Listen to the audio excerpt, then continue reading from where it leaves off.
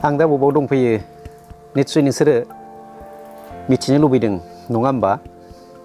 आङो दा दंफैयो कक्लाबारि फार्मजों नांजाबनानै थानाय बेनि बाउन्डारि सिङावनो मोनसे फार्म बानायनाय। बे फार्मखौ एनजिअनि आन्डाराव सालायनाय जादों। बे मोनसे एनजिअजों सालायजानाय मोनसे गाइखेर फार्म होनबाबो जायो, जाय गाइखेर फार्मानोखि सनजीविनी मिल्क एन्ड मिल्क प्रडाक्ट्स बेवहाय सालायगासिनो दं। आरो बे फार्माव गोबां मेथाइ मोननो हायो। गावनि साखाथि फाखाथि थानाय गासै न'खरनि गाइखेरफोरखौ बुथुमनानैनो गावनि न'खरनि गाइखेरजोंनो बानायनाय मोनसे फार्म बियो। देहानि थाखाय जोबोद मोजां होनजागोन।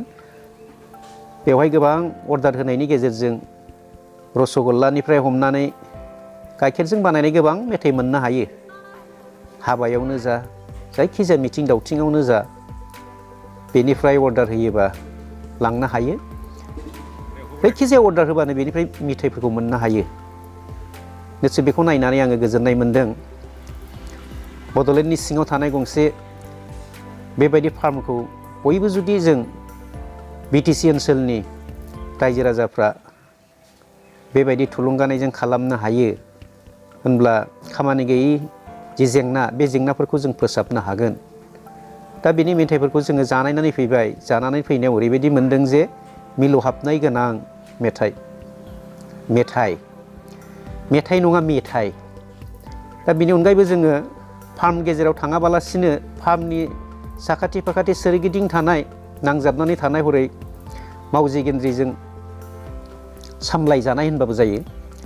दा बे मावजि गेन्द्रि दैया हरै फैनानै नैबे फार्मनि सेरजों बोहैलांदों।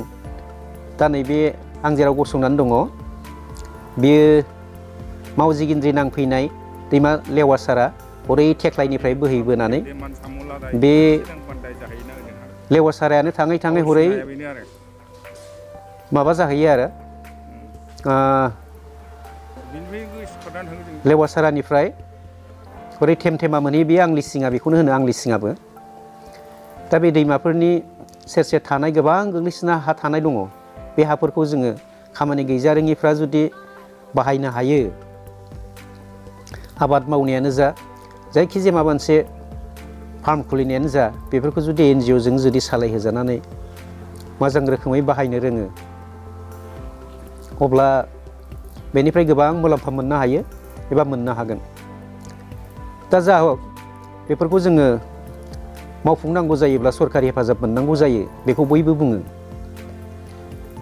दा बे फार्मा मोनसे सारा इण्डियायावनो मुं मोनलायनाय बा बान्था मोनलायनाय फार्ममोन। दा बेखौ रिभाइभ खालामनांगौ जायोबा गोबां रायजो राजाफोरनिबो हेफाजाब नांगोन, सरकारनिबो गोसो थानो नांगोन।